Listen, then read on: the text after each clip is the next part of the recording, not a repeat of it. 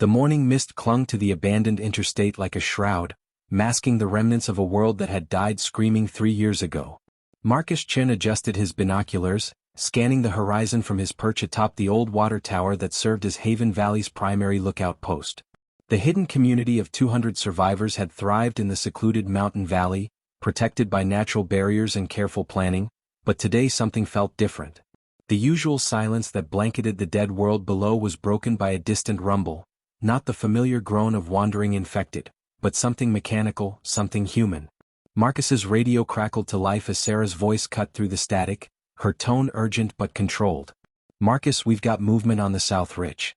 Multiple vehicles heading straight for the pass." The veteran lookout felt his stomach drop as he swung his binoculars toward the mountain pass that served as Haven Valley's only vehicle entrance, a narrow gap they'd blocked with carefully placed boulders and debris. Through the morning haze, he could make out the dark shapes of military vehicles winding up the mountain road, their engines echoing off the canyon walls like thunder. Behind them, a massive cloud of dust rose into the sky, and within that cloud Marcus could see them, thousands of infected, drawn by the noise and commotion like moths to a flame. Dr. Elena Vasquez was in the middle of her morning medical rounds when the alarm bells began ringing throughout the valley, their bronze voices carrying across the carefully tended gardens and workshops where the community had rebuilt some semblance of civilization. As Haven Valley's chief medical officer and one of its founding members, she'd helped establish the protocols that had kept them alive when the rest of the world fell to the Necros virus, but nothing had prepared them for this moment. The bells meant only one thing: their location had been compromised. Children dropped their schoolbooks and ran toward the reinforced community center while adults grabbed emergency packs and headed to predetermined defensive positions. Elena's mind raced as she considered the implications. Their hidden sanctuary had been discovered, and from the sound of those engines, whoever was coming wasn't planning a friendly visit. The military convoy that crested the ridge was unlike anything the survivors had seen since the early days of the outbreak. The vehicles bore no recognizable government markings, instead displaying a red phoenix emblem that seemed to glow against their black armor plating. Captain Jake Morrison, Haven Valley's head of security and a former Marine, recognized the tactical formation immediately. This wasn't a rescue mission or a supply run, this was an invasion force. Through his tactical scope, he could see heavily armed soldiers dismounting from the vehicles, their movements precise and coordinated as they began setting up equipment near the blocked pass. But it was what followed the convoy that truly terrified him. A writhing mass of infected that had been trailing the vehicles for miles, their decomposing bodies driven by an insatiable hunger for living flesh. The soldiers seemed unconcerned by the approaching horde, as if they'd planned for this exact scenario. As the community's leadership gathered in the emergency command center, a hastily converted root cellar beneath the town hall, the true scope of their situation became clear. The mysterious military force wasn't just threatening their physical safety, they were bringing the infected directly to Haven Valley's doorstep. Tom Bradley, the community's elected leader and former engineer, studied the tactical maps spread across the table while reports continued pouring in from the perimeter guards. The soldiers had begun using some kind of sonic equipment to direct the infected toward the valley's natural choke points, essentially weaponizing the very creatures that had ended civilization. Maya Santos, the youngest member of the council at 28, voiced what everyone was thinking. "They're not here to save us. They're here to harvest us." The phrase sent chills through the room, as the survivors realized they were facing an enemy that viewed them not as fellow humans to be rescued, but as resources to be exploited. Outside, the first explosions began echoing through the valley as the unknown soldiers systematically destroyed the barriers that had protected Haven Valley for 3 years. The infected poured through the gaps like a putrid tide, their inhuman shrieks mixing with the mechanical roar of the military equipment. As Elena watched from the medical center's reinforced windows, she saw families she'd helped deliver babies for, elderly people she'd kept alive through harsh winters, and children she'd watched grow up, all running for their lives as their peaceful world dissolved into chaos. The nightmare they'd thought they'd escaped had finally found them, and this time, it wore human faces and carried military-grade weapons. The war for Haven Valley, and perhaps the future of humanity itself, had begun. The first wave of infected crashed against Haven Valley's hastily erected barricades like a tsunami of rotting flesh and gnashing teeth. Captain Jake Morrison crouched behind an overturned school bus, his rifle scope trained on the Phoenix Corps soldiers who maintained their positions on the ridge above, seemingly immune to the chaos they had unleashed. The infected swarmed past the military vehicles without attacking, their decomposing bodies guided by an invisible force that defied everything the survivors knew about the mindless creatures. Through his earpiece, Jake heard Elena's voice crackling with static and medical urgency as she coordinated the evacuation of the wounded from the community center. "Jake, I need you to see this," she transmitted, her usual calm professionalism strained with disbelief. "The Phoenix Corps soldiers, they're wearing some kind of electromagnetic devices. The infected won't go near them." The revelation sent ice through Jake's veins as he adjusted his scope and confirmed Elena's observation. Each enemy soldier wore a small device on their chest that seemed to create an invisible barrier around them, causing the infected to flow around their positions like water around stones. This wasn't just a coordinated attack, it was a demonstration of technology that could revolutionize survival in the post-apocalyptic world, and it was being used to destroy the very people who needed it most. Colonel Marcus Vance stood atop his command vehicle, a modified armored personnel carrier bristling with communication equipment and weapon systems. His weathered face bore the scars of countless battles against both the infected and human survivors who had dared to resist his vision of the New World Order. Through his tactical binoculars, he watched Haven Valley's defenders scramble to protect their families and elderly, their amateur tactics no match for his battle-hardened Phoenix Corps. To Vance, these communities were nothing more than resources to be harvested.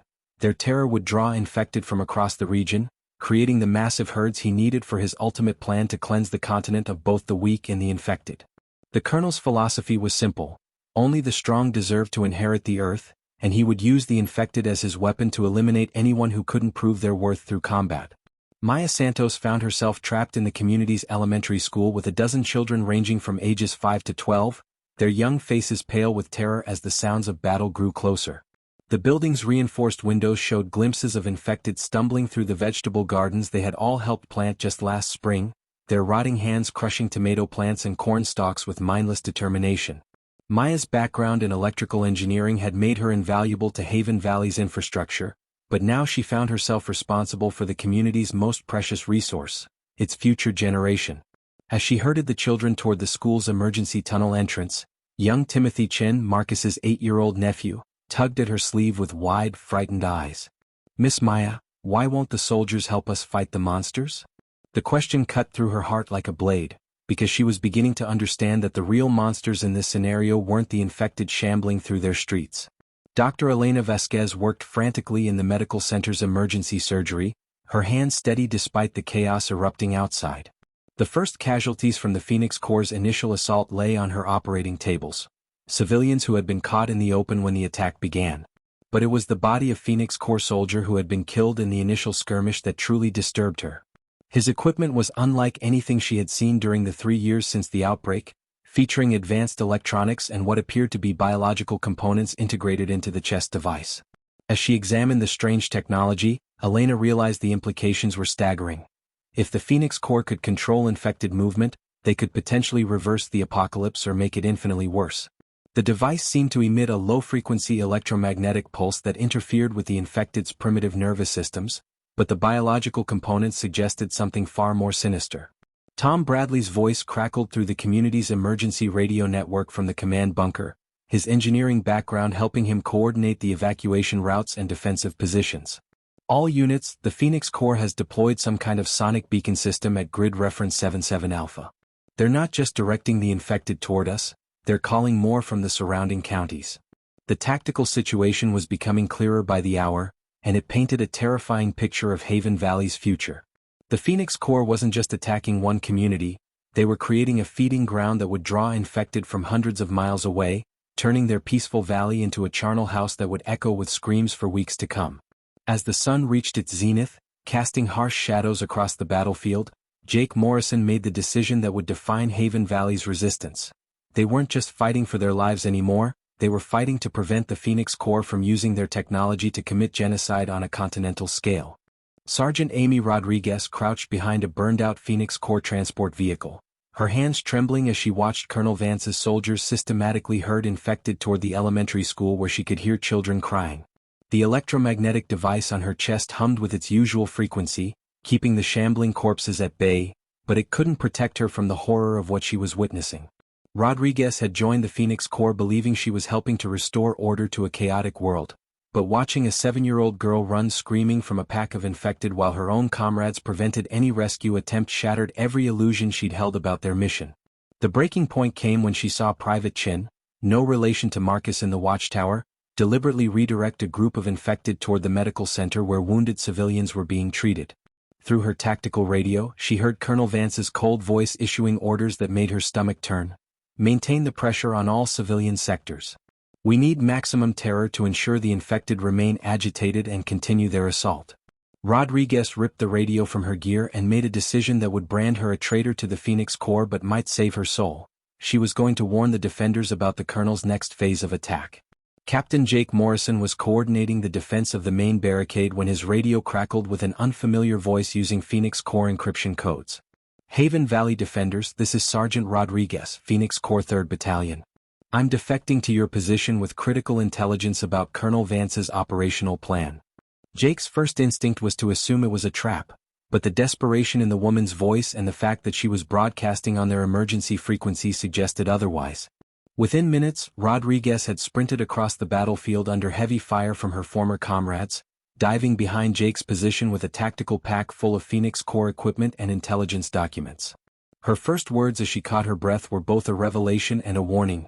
Colonel Vance isn't just attacking Haven Valley, he's using your community as a testing ground for something much worse. The intelligence Rodriguez brought painted a picture of horror that dwarfed even their current situation. The Phoenix Corps had been systematically destroying survivor communities across the western United States, using their electromagnetic control technology to drive infected herds toward settlements and studying the results. Each attack was designed to gather data on infected behavior patterns, population control methods, and the psychological breaking points of human survivors. Haven Valley wasn't just under assault, it was being used as a laboratory for perfecting genocide on a continental scale. Dr. Elena Vasquez examined the Phoenix Corps equipment that Rodriguez had brought, her medical training helping her understand the biological components integrated into the electromagnetic devices. The technology was far more advanced than anything she'd seen, incorporating what appeared to be synthesized pheromones and neural interface components that could not only repel infected but potentially command them. This isn't just about controlling zombies, Elena explained to the gathered leadership in the emergency bunker. They're trying to create a hierarchical system where infected serve as an army. The biological components suggest they're working on making the control permanent. Maya Santos studied the tactical maps Rodriguez had provided, her engineering background helping her understand the Phoenix Corps' strategic positioning around the valley. The enemy had placed their sonic beacon arrays at precise coordinates that would funnel infected from 3 surrounding counties directly into Haven Valley's population centers. But Maya noticed something the Phoenix Corps might have overlooked. The beacon positions were vulnerable to electromagnetic interference, and Haven Valley's old mining equipment might provide exactly the kind of industrial-strength electrical systems needed to disrupt their signals. Tom Bradley coordinated with Marcus Chin, who had descended from his watchtower position to join the defense planning. Marcus brought disturbing news from his surveillance of the infected movements. The creatures were beginning to exhibit coordinated behavior beyond simple herding. Some infected were moving in formation patterns, others were using primitive tools to break down barriers, and a few seemed to be communicating through a series of guttural sounds that resembled a crude language. Rodriguez confirmed their worst fears. The Phoenix Corps has been experimenting with enhanced infected for months. They call them directed assets, zombies that retain enough cognitive function to follow complex commands while maintaining their aggressive instincts. The alliance between Haven Valley's defenders and the defecting Phoenix Corps soldiers grew stronger as more of Vance's troops began questioning their orders. Corporal Williams and Private Hassan joined Rodriguez's defection after witnessing Phoenix Corps soldiers using flamethrowers to force infected into the community center where elderly residents had taken shelter. Each defector brought valuable intelligence about Phoenix Corps tactics, equipment, and most importantly, their vulnerabilities. As night fell over Haven Valley, the unlikely alliance prepared for what Rodriguez warned would be the colonel's final assault. A coordinated attack using both Phoenix Corps ground forces and a massive herd of directed infected that would dwarf anything they'd faced so far. The battle for Haven Valley was about to become a battle for the future of human civilization itself. The tunnel system beneath Haven Valley had been carved from solid rock by miners over a century ago, but now it served as the community's lifeline as the infected overran the surface streets with relentless fury. Maya Santos led a mixed group of defenders and defected Phoenix Corps soldiers through the narrow passages, her headlamp cutting through the darkness as she navigated toward the old mining equipment that could disrupt Colonel Vance's beacon signals. The sound of infected claws scraping against concrete echoed through the tunnels from the entrances above, a constant reminder that their sanctuary was rapidly becoming a tomb. Behind them, the acrid smoke of Phoenix Core incendiary devices began filtering down through the ventilation shafts, forcing the survivors deeper into the mountain's heart where the air grew thin and the walls pressed close with suffocating intensity. Sergeant Rodriguez moved with practiced military precision through the underground maze, her knowledge of Phoenix Core tactics proving invaluable as she anticipated Colonel Vance's next moves. "He's going to flood the tunnels with smoke and gas," she warned Maya as they reached a junction where 3 passages converged. "The Colonel believes psychological warfare is more effective than direct assault. He wants you to surrender rather than fight, because surrender means he can study your breaking points." The defected soldier's words proved prophetic as the first wisps of tear gas began seeping through the tunnel system, causing children to cough and elderly residents to struggle for breath. Tom Bradley's voice crackled through their underground communication system, reporting that Phoenix Core forces had begun systematically sealing tunnel entrances with explosives, effectively turning the survivors' refuge into a trap.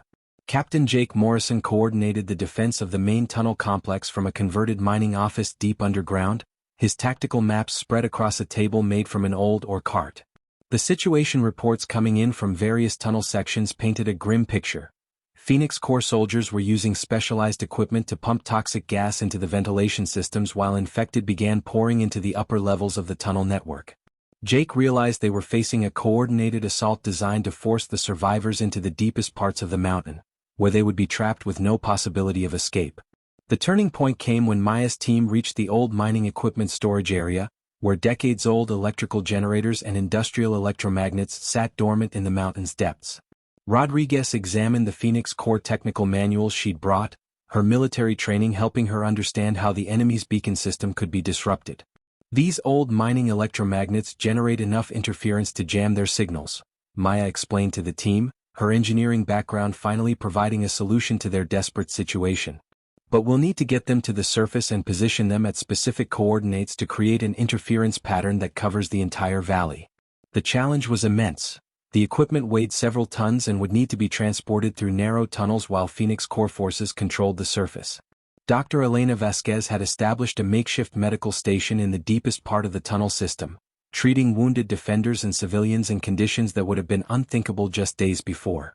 Her supplies were running critically low, and the toxic gas filtering through the ventilation system was causing respiratory problems among the children and elderly. But Elena's medical training had revealed something crucial about the Phoenix Core's biological control technology. The synthesized pheromones they used to control infected had a limited range and required constant electromagnetic reinforcement. If Maya's plan to disrupt their signals succeeded, the directed infected would revert to their normal mindless behavior, potentially turning on their Phoenix Core handlers. Marcus Chen had been conducting reconnaissance through the upper tunnel levels, using his knowledge of the mountain's geology to find passages that Phoenix Core forces hadn't discovered. His reports revealed that Colonel Vance had positioned his command center in the old mining supervisor's office on the surface, directly above the main tunnel complex. The colonel was literally sitting on top of his prey, confident that his technological superiority would force their surrender within hours.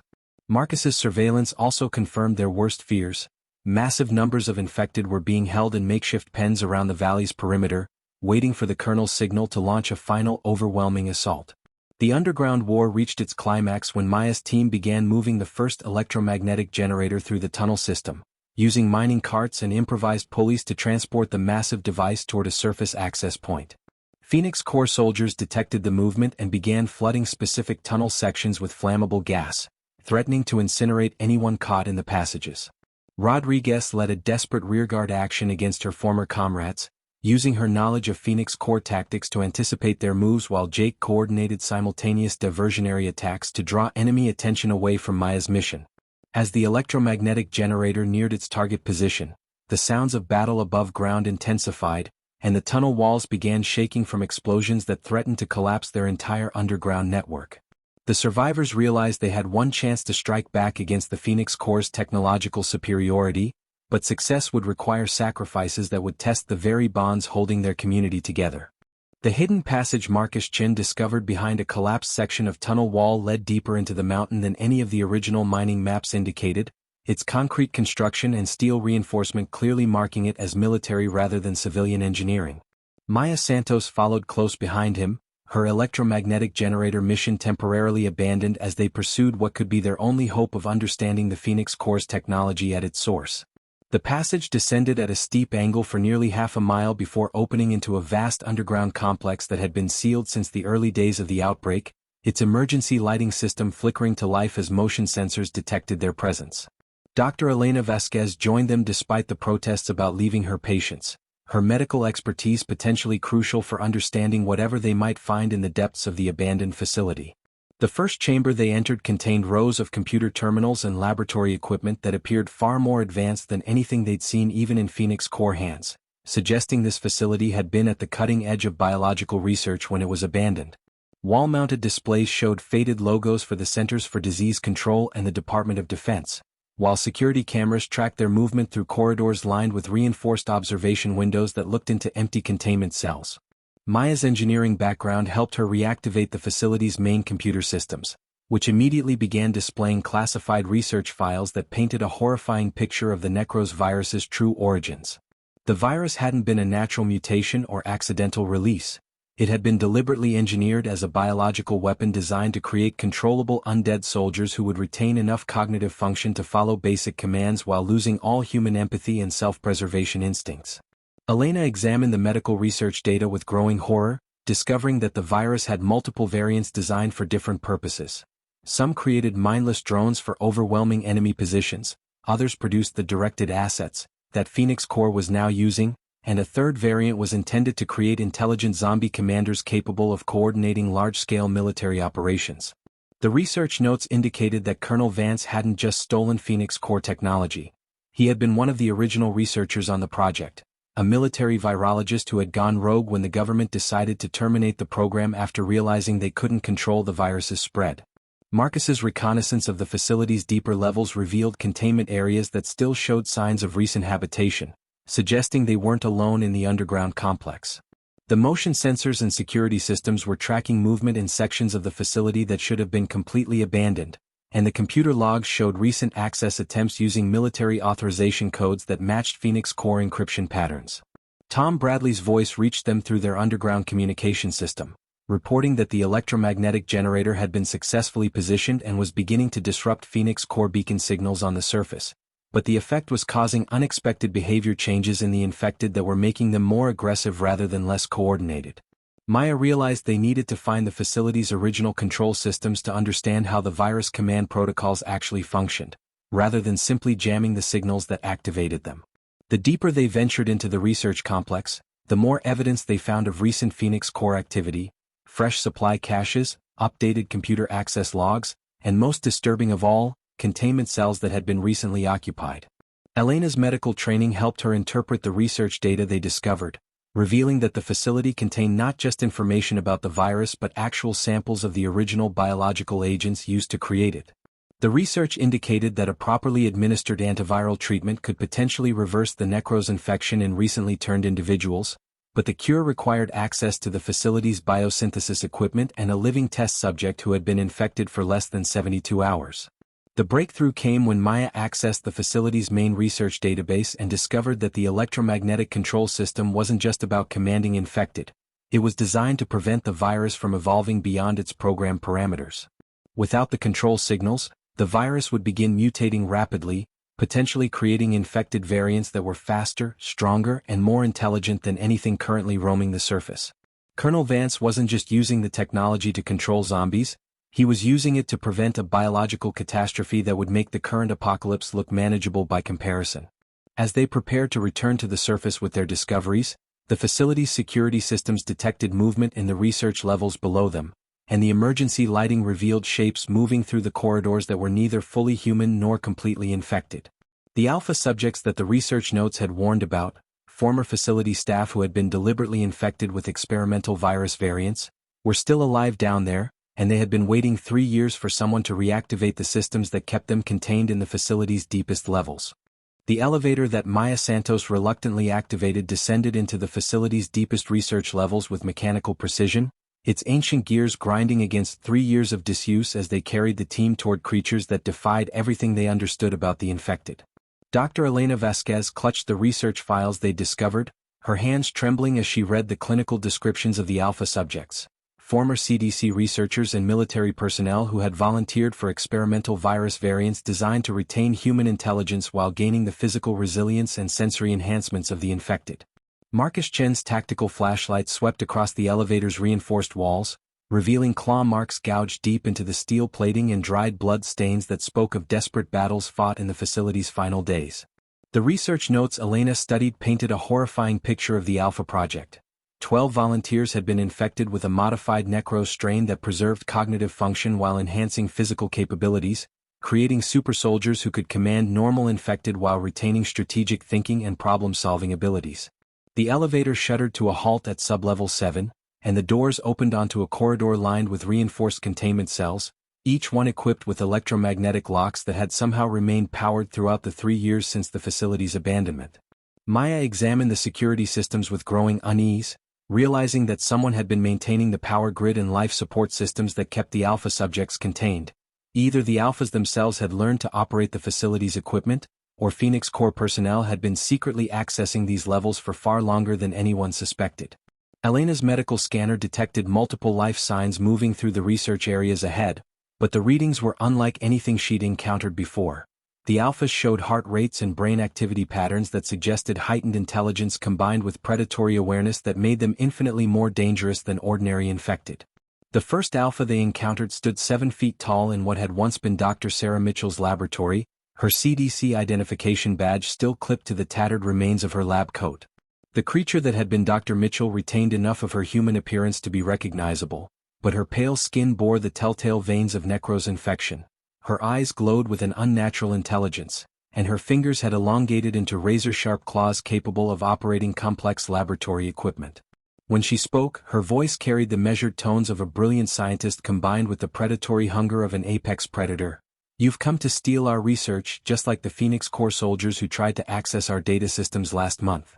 Maya realized with horror that the Alphas had been actively defending the facility against Phoenix Corps intrusions, using their retained intelligence to protect the very research that could potentially cure the virus they carried. Dr. Mitchell's Alpha form moved with fluid grace as she explained the facility's true purpose.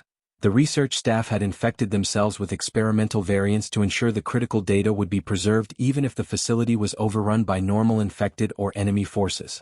The Alphas served as both guardians and living repositories of the scientific knowledge needed to understand and potentially reverse the global pandemic. Marcus kept his weapon trained on the Alpha scientist while Elena attempted to establish communication, her medical background helping her understand that these creatures represented an entirely new form of life that bridged the gap between human and infected. The Alpha subjects had spent 3 years perfecting their understanding of the virus's mechanisms, using the facility's equipment to develop treatments and countermeasures that far exceeded anything the surface world had achieved.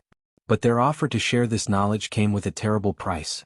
They wanted to create more Alpha subjects from the Haven Valley survivors, believing that enhanced humans represented the only viable future for the species.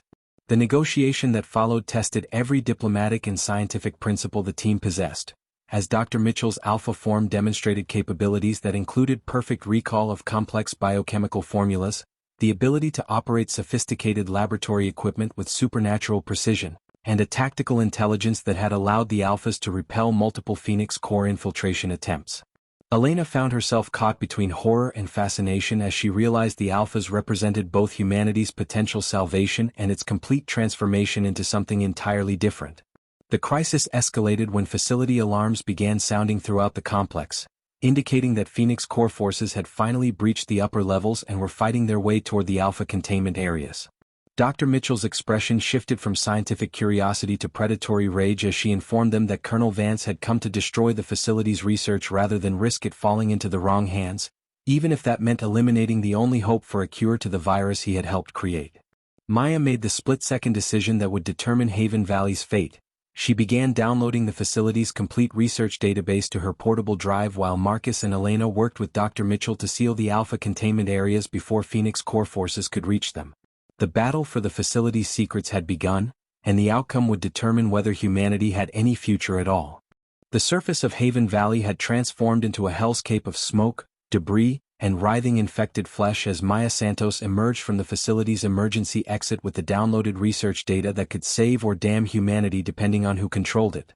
Colonel Vance's final assault had begun while she was underground, and the electromagnetic pulse device he'd activated was drawing infected from a radius of nearly 200 miles, creating a sea of undead that stretched beyond the horizon like a living tsunami of decay and hunger. Captain Jake Morrison's voice crackled through her radio with desperate urgency as he coordinated the community's last stand from a fortified position near the school. "Maya, whatever you found down there, we need it now. Vance has unleashed something we've never seen before." The massive electromagnetic pulse array that Phoenix Corps had constructed on the valley's highest ridge was unlike anything in their previous attacks, its towering antenna array pulsing with energy that seemed to reach directly into the infected nervous systems across multiple states. Dr. Elena Vasquez had established a field hospital in the community center's basement, treating wounded defenders while studying the facility's research data on Maya's portable drive, her medical training racing to understand the complex biochemical formulas that could represent their salvation. The infected surrounding Haven Valley weren't just shambling randomly anymore. They moved with coordinated precision that suggested the alpha subject's warnings about enhanced virus strains had become reality, as thousands of creatures advanced in tactical formations that demonstrated pack intelligence and strategic thinking. Sergeant Rodriguez led the remaining defected Phoenix Corps soldiers in a desperate assault on Colonel Vance's command position, her knowledge of his tactical preferences allowing her to anticipate his defensive measures while Phoenix Corps loyalists fired down at them from elevated positions around the electromagnetic array. The battle had evolved beyond simple survival into a three-way conflict between Haven Valley's defenders, Phoenix Corps forces, and infected that were displaying levels of organization that terrified even the most experienced fighters. Tom Bradley's engineering expertise proved crucial as he worked with Maya to understand how the facility's research could be weaponized against Colonel Vance's electromagnetic control system, but implementing the solution required accessing the pulse array's central computer while surrounded by thousands of infected and hostile Phoenix Corps soldiers. Elena's breakthrough came when she realized the alpha subject's research contained not just a cure for the virus, but a way to reverse the electromagnetic enhancement effects that were making the infected more dangerous. If they could introduce the counteragent into Vance's pulse array, it would not only free the infected from artificial control but potentially begin healing them back toward humanity. Marcus Chin had been separated from the main group during the facility evacuation and was fighting his way through infested tunnels when he encountered Captain Jake Morrison, who had been presumed lost during a Phoenix Corps mortar attack on the school's defensive perimeter. Jake had survived by falling into a collapsed section of tunnel and had been making his way through the underground network when the facility's emergency systems activated, leading him directly toward Marcus's position. The reunion was brief but crucial as Jake brought intelligence about Colonel Vance's true intentions. The electromagnetic pulse wasn't just about controlling infected, it was designed to trigger a massive viral mutation that would create an entire army of alpha-level enhanced creatures under Phoenix Corps command. Maya's desperate race to reach the pulse array became a coordinated assault involving every surviving defender, defected Phoenix Corps soldier, and even Dr. Mitchell's alpha subjects, who had emerged from the facility to protect their research from being perverted into a weapon of mass destruction. The final approach to Colonel Vance's position required crossing nearly a mile of infected-controlled territory while Phoenix Corps forces rained down suppressing fire and the electromagnetic pulse grew stronger with each passing minute, threatening to trigger the viral mutation that would doom any hope of restoring the world. Elena administered hastily synthesized counterviral agents to volunteers who agreed to be temporarily infected in order to command infected forces away from the assault route, a desperate gambit that demonstrated the facility's research could indeed bridge the gap between human and infected while maintaining individual control. The climactic confrontation began when Maya's team breached the electromagnetic array's control bunker, finding Colonel Vance standing amid banks of computers and monitoring equipment, his face showing no remorse for the continental genocide he was orchestrating in the name of creating a stronger human species. Jake's tactical training and Rodriguez's inside knowledge of Phoenix Corps procedures allowed them to disable the array's defensive systems while Maya worked frantically to upload the alpha subject's counteragent into the pulse transmission, knowing that failure would result in a mutated infected apocalypse that would make their current situation seem peaceful by comparison. As the counteragent began spreading through the electromagnetic pulse network, infected across the valley started showing signs of confusion and disorientation, their artificially enhanced coordination dissolving as the virus reverted to its original, less dangerous form, but Colonel Vance revealed his final contingency, a biological weapon that would ensure no one survived to benefit from the alpha subject's cure.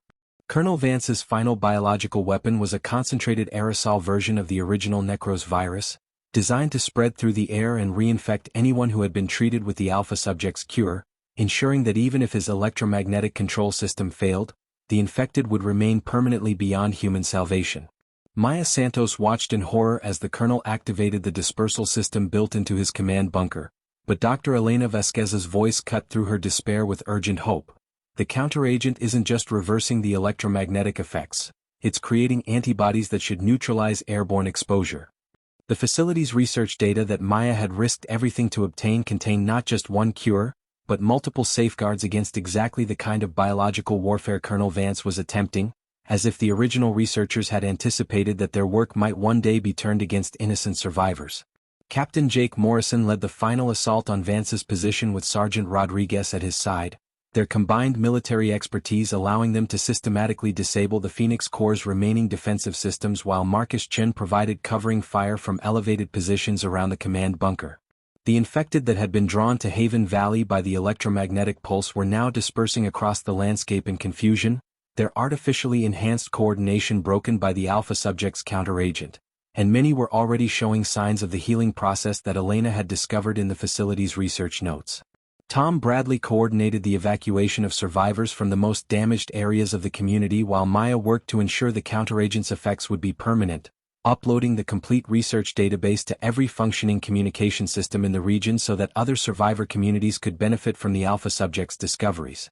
The battle's turning point came when Dr. Mitchell and 3 other Alpha subjects emerged from the facility to confront Colonel Vance directly, their enhanced abilities allowing them to neutralize the biological weapons dispersal system before it could spread beyond the immediate area. Vance's expression showed genuine terror as he faced the very creatures his research had helped create, and his final words before Dr. Mitchell's enhanced reflexes ended his threat were a confession that the original Necros project had been intended to create super soldiers for global conquest rather than defense. Elena's medical expertise proved crucial in the battle's aftermath as she began administering the Alpha subject's cure to infected individuals who had been recently turned, achieving success rates that would have been impossible without the facility's advanced biochemical research. The healing process was slow and painful, but watching infected individuals gradually regain their humanity provided hope that the apocalypse might finally be reversible rather than simply manageable. Maya discovered that the facility's research contained detailed plans for manufacturing the cure using readily available medical equipment, meaning that survivor communities across the continent could begin producing their own supplies without requiring access to the underground laboratory. Jake worked with Rodriguez and the other defected Phoenix Corps soldiers to secure the remaining Phoenix Corps equipment and vehicles, providing Haven Valley with resources that would help them rebuild while ensuring that Vance's technology couldn't be misused by other hostile groups. The immediate aftermath of the battle revealed the true cost of their victory. Nearly 30% of Haven Valley's population had been lost during the Phoenix Corps assault, including several of the community's founding members who had sacrificed themselves to protect the children and elderly during the final evacuation. Tom Bradley led the memorial service for the fallen while Elena continued her medical work, treating both physical wounds and the psychological trauma that would require months of healing for the entire community. Marcus Chen returned to his watchtower position to resume surveillance duties, but now his binoculars scanned the horizon for signs of other survivor communities rather than threats, as Maya's radio broadcasts began attracting responses from settlements across the western United States. Dr. Mitchell and the other Alpha subjects made the difficult decision to remain in the facility to continue their research, working to refine the cure and develop new treatments while serving as guardians for the scientific knowledge that could rebuild civilization. Their sacrifice of permanent transformation ensured that future generations would have access to the tools needed to fully eliminate the Necros virus and restore the world to something resembling its former state. The story concluded with Haven Valley beginning the long process of reconstruction, but now with the knowledge that their struggle had been part of a larger fight to preserve humanity's future rather than simply surviving another day. Elena's medical center became a training facility for other communities' doctors, while Maya's engineering expertise helped establish communication networks that connected survivor settlements across hundreds of miles. As the sun set over the valley for the first time in years without the threat of coordinated infected attacks, the survivors realized they had not just defended their home, they had secured the foundation for humanity's return from the brink of extinction, proving that cooperation, courage, and scientific knowledge could triumph over even the most overwhelming darkness.